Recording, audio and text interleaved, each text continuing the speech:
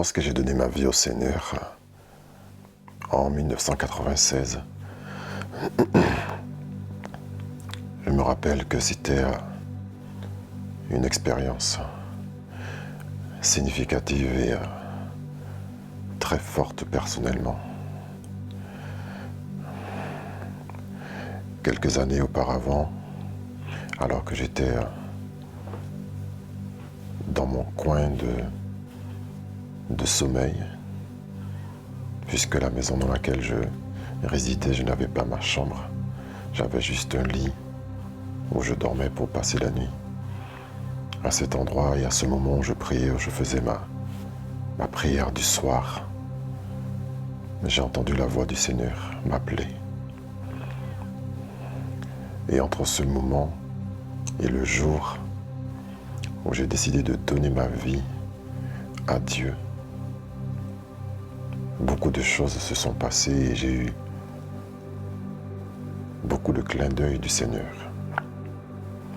Il y avait beaucoup de personnes qui avaient vu en moi une grande destinée et moi je ne le savais pas. Ce 12 avril 1996, lorsque j'ai dit enfin oui à Dieu, j'ai l'impression d'avoir enfin compris que la voix qui m'avait appelé alors que j'avais une dizaine d'années, c'était la même qui s'était représentée à moi pour me donner l'opportunité. Cette voix, c'était celle de Jésus, c'était celle certainement de mon ange gardien qui me disait: mon fils, je t'ai appelé à de grandes choses et je t'appelle maintenant car je veux que tu rentres avec moi sur la grande route qui te mènera jusqu'à moi, la route de la vie. Et lorsque j'ai accepté le message « Jésus sauve », Jésus c'est le chemin, la vérité et la vie. Lorsque j'ai accepté ce message, il y avait comme en moi, je ne dirais pas une prédisposition, mais j'avais l'impression d'avoir toujours été préparé pour rencontrer Jésus. Je ne pouvais dire autre chose que oui, parce que, alors que je suis de tradition catholique, je me rappelle qu'au catéchisme, lorsqu'on racontait l'histoire de Jésus, j'avais l'impression de le connaître de manière personnelle. J'avais cette sensation étrange d'avoir toujours connu Jésus. Et ce n'est que plus tard que je vais constater que je ne m'étais pas trompé, parce que Dieu m'a aimé le premier. Avant même la fondation du monde, il me connaissait déjà. Et avant même que je ne sois formé dans le ventre de ma maman, il me connaissait déjà. Donc oui, cette impression, cette sensation d'avoir toujours connu Jésus n'était pas une fable, n'était pas une invention, mais bien une réalité. Mais à partir de ce moment, une grande marche a commencé avec le Seigneur. Une grande marche. Au travers différentes organisations, différentes manifestations, j'ai appris à servir le Seigneur. La communauté dans laquelle j'ai donné ma vie à Dieu s'appelait le FJB-MFI. En français, les hommes d'affaires du plein évangile, plus communément connus sous le full gospel. Et lorsque j'ai donné ma vie au Seigneur, j'étais tellement content, tellement zélé, rempli de feu, que j'ai été voir un responsable et je lui ai dit: écoute, je veux servir Dieu. Il m'a dit: d'accord, il n'y a pas de problème. On va attendre une année. Et si le désir, l'envie de servir le Seigneur est toujours là, l'année prochaine, tu reviens me voir et on verra ce qu'on fera. Un an jour pour jour, je suis revenu. J'ai dit: tu te rappelles ce que tu m'avais dit? Ben écoute, le désir est toujours là de servir le Seigneur. Cet homme s'appelle Alain Icaré, il est devenu prêtre. Il est prêtre en Guyane. Voilà, il a fait partie des hommes qui ont fortement aussi influencé ma vie. Il y a des hommes de l'ombre qui ont influencé ma vie tellement positivement par leur amour, leur consécration, leur sérieux avec Dieu, leur rigueur, mais sans compromis pour les choses de Dieu. C'était le 12 avril 1996, ça remonte à longtemps. Mais ces hommes que Dieu a utilisés pour m'instruire de ces choses n'ont pas dévié de la route. Ces hommes ne sont pas connus sur la grande place, ils sont connus dans leur milieu, dans ce qu'ils font, mais ce ne sont pas des orateurs internationaux qui, à la mention de leur nom, voilà, tous les réseaux sociaux vont s'agiter. Ce ne sont pas des gens qui font des buzz et des bad buzz et des good buzz sur les réseaux sociaux. Pourquoi je commence mon échange avec vous par ces paroles? C'est parce que tout dépend du moment où vous allez regarder cette vidéo. Nous sommes en été 2023. Et pendant toute cette période d'été, il y a une pensée, une phrase qui a martelé mon cœur. Cette phrase, c'est « Qu'avons-nous fait ?» Mais qu'avons-nous fait? Et cette phrase a martelé mon cœur tout au long de cet été. Lorsque j'ai donné ma vie au Seigneur, rares étaient les prédicateurs de renommée qui venaient sur notre île, la Martinique. Au travers de l'organisation des hommes d'affaires du plein évangile, il y avait des orateurs qui nous venaient de différents pays. Des îles, Bahamas, Trinidad et Tobago. Je ne suis pas sûr pour Haïti. Il y avait la Dominique. Il y avait la France. Il y avait ces orateurs caribéens qui avaient des témoignages extraordinaires, plus extraordinaires les uns que les autres. Et je me rappelle un témoignage en particulier, parce que j'enverrai cette vidéo à certains de mes pères et de mes amis de longue date. Nous avions reçu un orateur qui s'appelait Patrick Jacquesart. Et cet homme avait un témoignage qui faisait au moins 200 km de long. Son témoignage était tellement long, je me rappelle que certains d'entre nous bâillons. Mais il avait un témoignage extraordinaire. Comment il est passé en prison, un véritable Joseph de son temps. C'était des orateurs, lorsqu'ils venaient, tout le monde se mobilisait pour les recevoir parce qu'ils étaient quelque part précieux.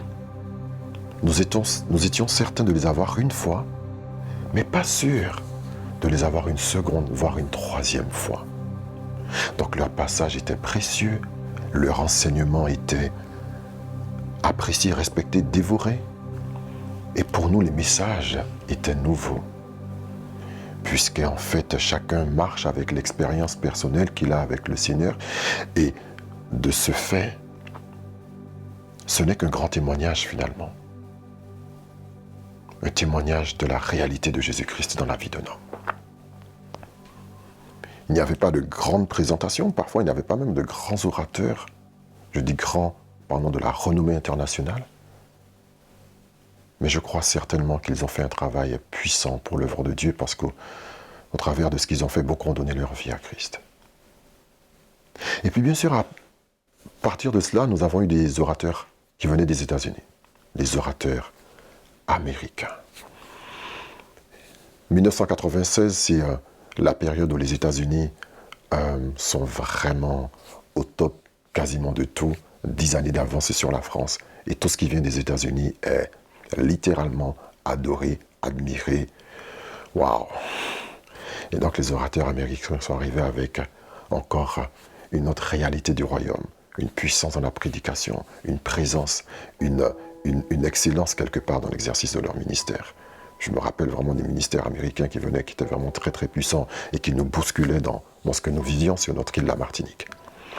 Ensuite, il y a eu prédicateurs africains qui sont arrivés avec la puissance de Dieu encore, une autre réalité, une autre révélation encore de Dieu avec leur expérience en Afrique. Et ils nous ont porté aussi des messages tout aussi puissants qui nous ont bouleversés, qui nous ont réveillés, qui nous ont secoués, qui nous ont vraiment fait du bien, qui nous ont aidés à avancer dans notre marche chrétienne. Et je me rappelle, le peu d'orateurs qui venaient, nous prenions note, nous achetions les livres et pour ma part, j'en dévorais. À l'époque, c'était des cassettes, on écoutait des cassettes encore et encore et encore. Le seul témoignage de ce pasteur africain qui arrive et tu dévores la cassette et tu peux quelque part dire que ces enseignements te faisaient faire des bons spirituels, bien sûr à condition d'avoir faim et soif. Ces orateurs étaient rares. Et au fil du temps, il y a eu des conventions, il y a eu des choses qui se sont faites, il y a eu des orateurs de renommée qui sont venus comme Mamadou Karambiri, un homme extraordinaire qui a été une bénédiction depuis plus de 30, 40, 50 ans pour la francophonie. Il y a eu des grands noms qui sont venus et qui nous ont vraiment bénis. Et au fil des années, parce qu'après ensuite je suis parti pour effectuer mon service militaire en France. J'ai ensuite rejoint pour faire court, parce que je vais arriver au cœur de ma pensée.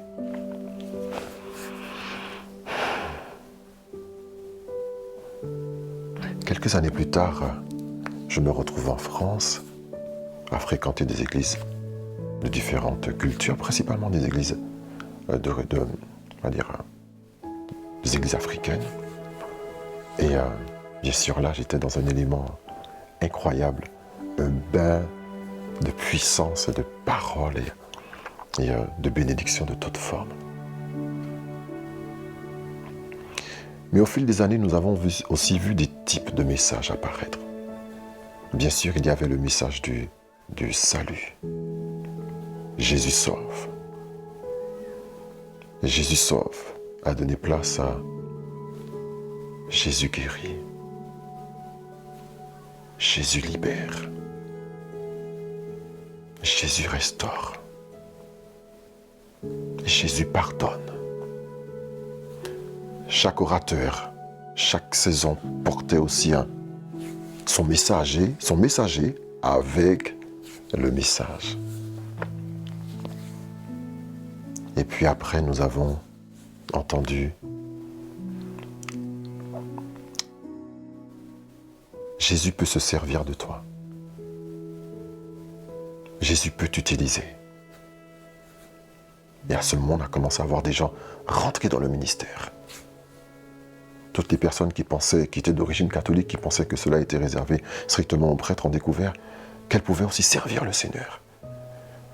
Ouf, un grand ouf de soulageant, parce qu'on a envie de servir Dieu, on sent l'appel de Dieu. Et le message qui nous dit que Jésus veut se servir de toi, Jésus t'appelle. Et tous ceux qui avaient l'appel de Dieu dans leur vie sont rentrés dans cela. Puis quelques années plus tard, nous avons eu un autre type de message qui est arrivé dans le corps de Christ et qui n'a pas fait que du bien. Il y a eu des messages d'encouragement. Les messages d'encouragement se sont transformés par des messages de motivation personnelle. Tu es en haut, non en bas, tu es le meilleur, tu es devant, tu es, et moi. Et le moi a commencé à grossir.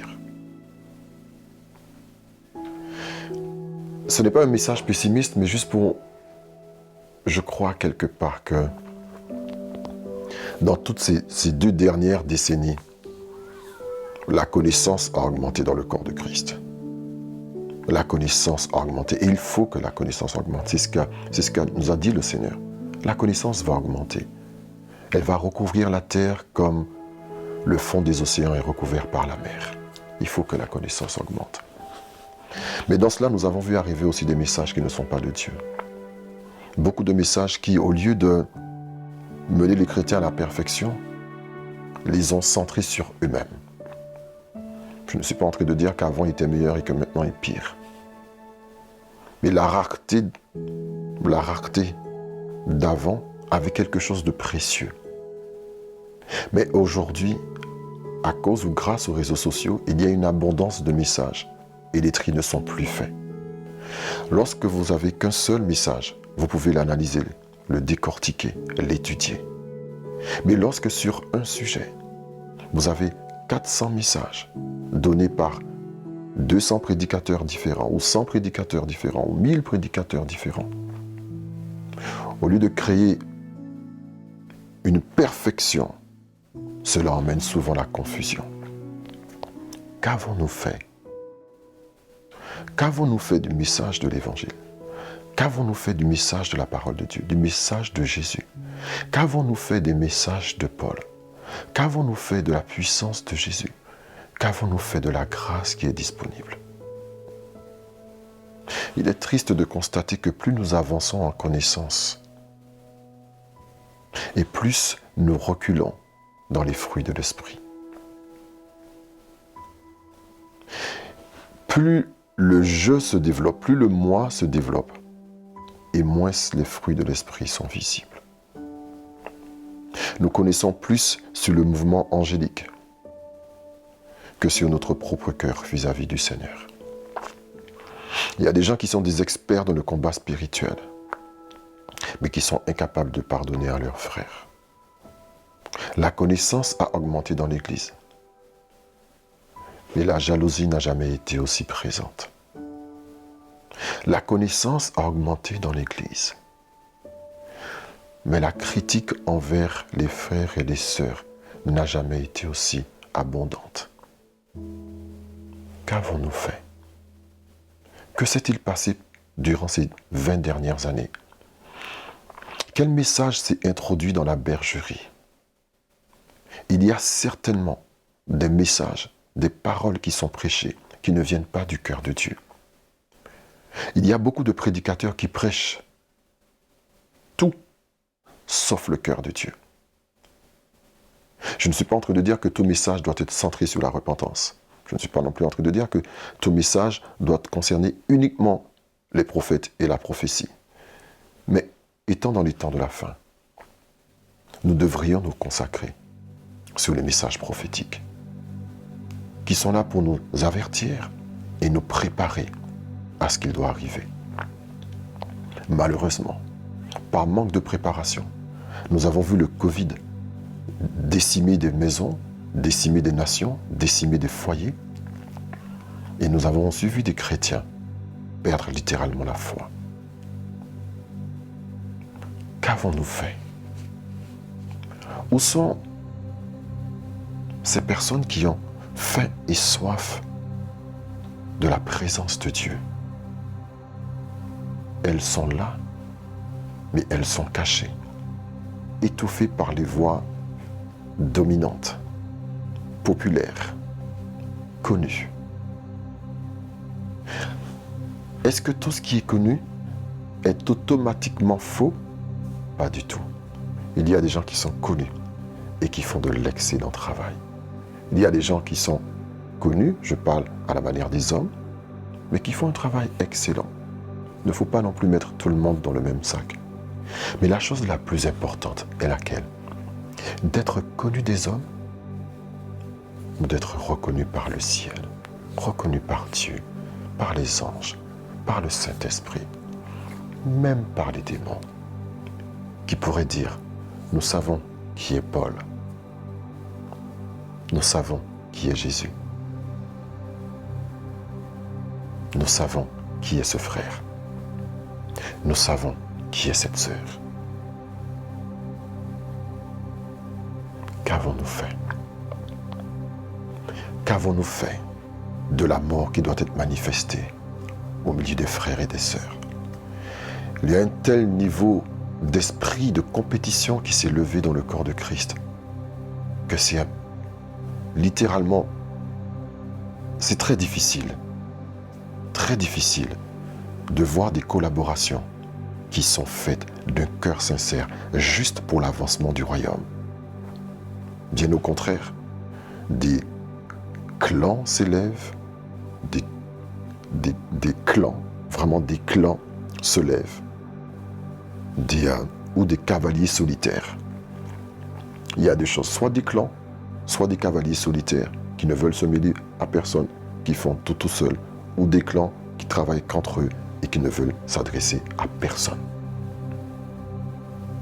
L'un comme l'autre sont tristes à constater. Et toutes ces choses sont faites parfois pour de bonnes raisons, pour éviter des blessures, pour éviter des déceptions. Mais je ne pense pas, je ne crois pas que ce soit la meilleure solution.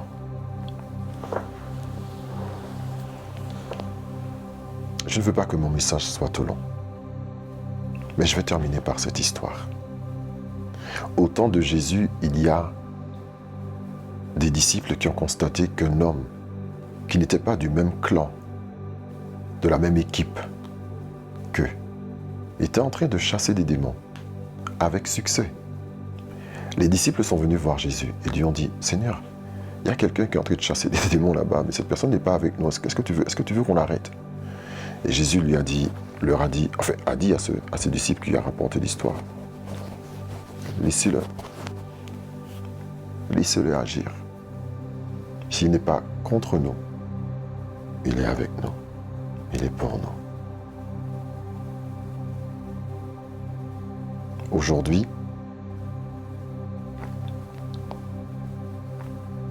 il y a beaucoup de choses qui se font.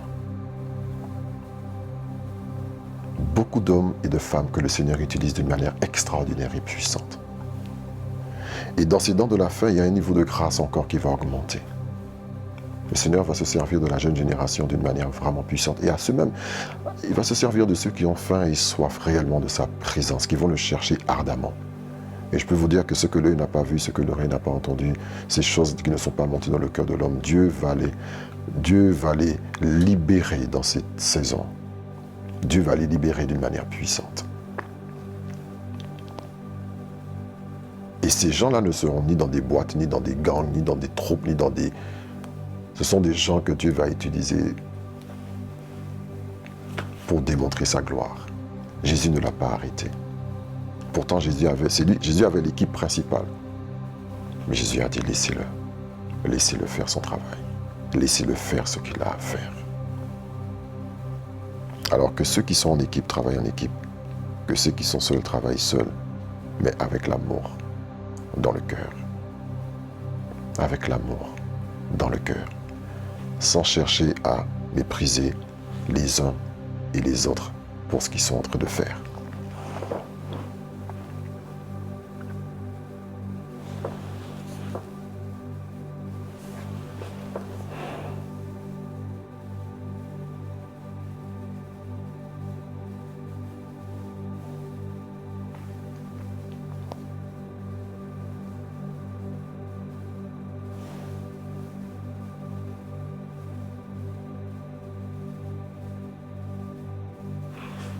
Je crois vraiment que nous sommes dans une saison vraiment spéciale.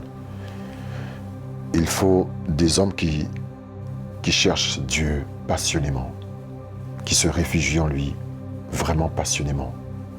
Cette chaîne s'appelle Reviens à ses pieds. Reviens à ses pieds, c'est un cri du cœur. C'est vraiment un cri du cœur. Ce n'est pas un slogan. C'est une réalité que moi, le premier, je dois vivre. Et vous qui regardez cette chaîne, qui regardez cette vidéo actuellement, je vous invite à rechercher ardemment la présence de Dieu. Cherchez-le de tout votre cœur. N'abandonnons pas. Il y a des hauts et des bas dans la vie. Ça arrive. Il y a des moments de fatigue, il y a des moments de désespoir, il y a des moments où on est un peu découragé. Ça arrive. Ça arrive, la nature humaine s'exprime. Mais dans notre esprit, dans notre cœur, nous devons désirer ardemment, passionnément, guetter la présence de Dieu, la main du Seigneur, chercher sa voix, entendre sa voix et se laisser restaurer par le Seigneur de l'intérieur. Nous avons tous une blessure, une déception, un sujet qui nous attriste, qui fait s'émouvoir le vieil homme. Mais nous devons en tout temps puiser les ressources nécessaires dans la présence de Dieu. Alors c'est un cri que je relance. Revenons à ses pieds. Cherchons sa présence. C'est une race de personnes que le Seigneur va utiliser puissamment, les amoureux de sa présence et rien d'autre. Revenons. Ne cherchez pas la multiplicité de messages.